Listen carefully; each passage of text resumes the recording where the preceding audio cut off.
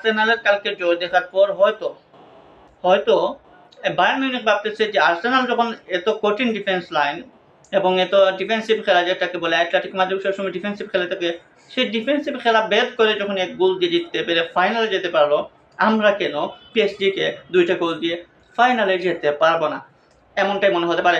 কিন্তু এটা কিন্তু অ্যাটলেটিকো মাদ্রিদ এবং পিএসজি দুইটা আলাদা জিনিস। এটা পিএসজিকে আপনি অ্যাটলেটিকো মাদ্রিদের মতো ভেবে রাখলে হবে না।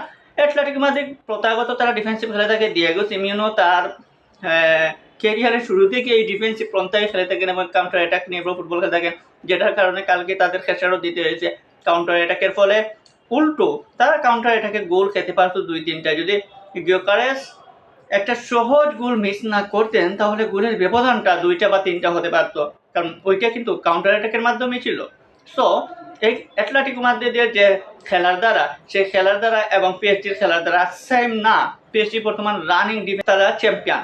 এই বর্তমান চ্যাম্পিয়নদের সাথে খেলতে হলে বায়ার্ন মিউনিখকে আরও বেটার ফুটবল খেলতে হবে, যেমনটা তারা খেলেছিল ফার্স্ট লেগে। এত ভালো ফুটবল খেলেও 5-4 গোলে হারতে হয়েছে। সো এখান থেকে যদি কামব্যাক করতে হয়, বায়ার্ন মিউনিখকে এক্সট্রাঅর্ডিনারি ফুটবল খেলতে হবে এবং এক্সট্রাঅর্ডিনারি ফুটবল খেলতে গিয়ে যেমন গোল দিতে হবে, তেমনি কিন্তু রক্ষণভাগ্য সামলাতে হবে। আমরা যেভাবে দেখছিলাম ফার্স্ট থেকে গোল দিছে আবার গোল খাইছে, সো এইরকম খেলা থেকে বেরিয়ে আসতে হবে, নতুবা কিন্তু পারা যাবে না। তো এখন দেখা যাক যে আসলে কি বায়ার্ন মিউনিখ আর্সেনালের মতো ফাইনালের পথে হাঁটছে নাকি এখানেই থেমে যাবে। সো আশা করবো যে দারুণ একটা সেকেন্ড লেগ হবে, যেরকম গতকালকে রাত্রে আর্সেনাল এবং অ্যাটলেটিকো মাদ্রিদে হয়েছে। তবে অ্যাটলেটিকো মাদ্রিদের জন্য দুঃখ লাগে, আর্সেনালের জন্য সুখের হচ্ছে তারা এই মুহূর্তে 2টা শিরোপার দাবিদার এবং একটা স্টেপ ফাইনালটা যদি খেলতে পারে তাহলে তারাই কিন্তু শিরোপার দাবিদার।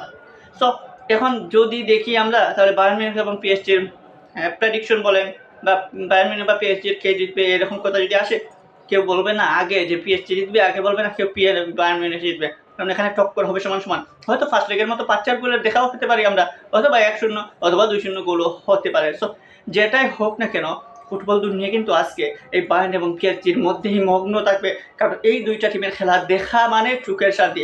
এখানে যেমন অ্যাটাক হয়, তেমন ডিফেন্স হয়, তেমন গোল হয়, সুন্দর একদম যেটাকে বলে যে একদম সাজানো গুছানো ফুটবল। সো সেই সাজানো গুছানো ফুটবল দেখতে হলে আপনি বায়ার্ন মিউনিখ এবং পিএসজির ম্যাচটা দেখতেই হবে, নতুবা আপনি অনেক কিছুই মিস করে ফেলবেন। আপনি অ্যাটলেটিকো এবং আর্সেনালের সাথে বায়ার্ন এবং পিএসজিকে মিলাতে পারবেন না।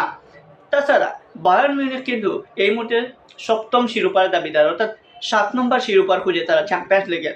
অপরদিকে পিএসজি 2য় শিরোপার খুঁজে। এই মুহূর্তে যদি দেখেন আর্সেনাল কোনো শিরোপাই চ্যাম্পিয়ন্স লিগের নাই, একবার তারা খেলেছিল ফাইনাল।